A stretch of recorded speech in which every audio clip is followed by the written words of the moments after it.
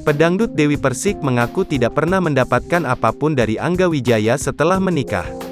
Dewi Persik memulai perjalanan pernikahannya bukan dari nol dengan Angga Wijaya pada 5 tahun lalu. Sebelum menjadi suami, Angga Wijaya adalah manajer yang biasa mengurusi pekerjaan Dewi Persik. "Aku nggak pernah dapat apa-apa dari Angga Wijaya," kata Dewi Persik di kawasan Mampang Perapatan, Jakarta Selatan, Selasa, tanggal 28 Juni tahun 2022. Dewi Persik melanjutkan bisnis yang sudah ada sebelum dinikahi Angga Wijaya. Dewi Persik membantah meminta harta gonogini setelah Angga Wijaya menggugatnya cerai ke Pengadilan Agama Jakarta Selatan, Senin, tanggal 20 Juni tahun 2022. Sebelum dinikahi Angga Wijaya, Dewi Persik sudah memiliki berbagai bisnis atas namanya sendiri. "Sebelum kenal beliau, Angga Wijaya, saya sudah punya usaha," ujar Dewi Persik.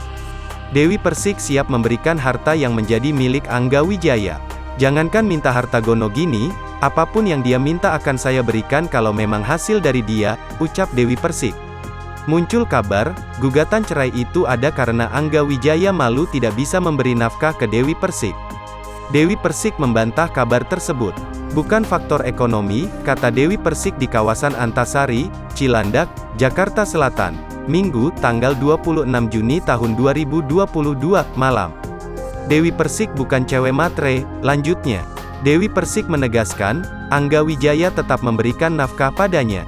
"Nafkahin kok, besarannya disyukuri saja," ucap Dewi Persik. Dewi Persik juga membantah, gugatan cerai itu ada karena hadirnya orang ketiga setelah ia kembali dekat dengan Saipul Jamil, mantan suaminya. Dewi Persik menyebut Saipul Jamil hanya teman. "Bukan karena Mas Saipul Jamil," kata Dewi Persik. Dewi Persik hanya tidak mau masalah rumah tangganya mengganggu pekerjaan.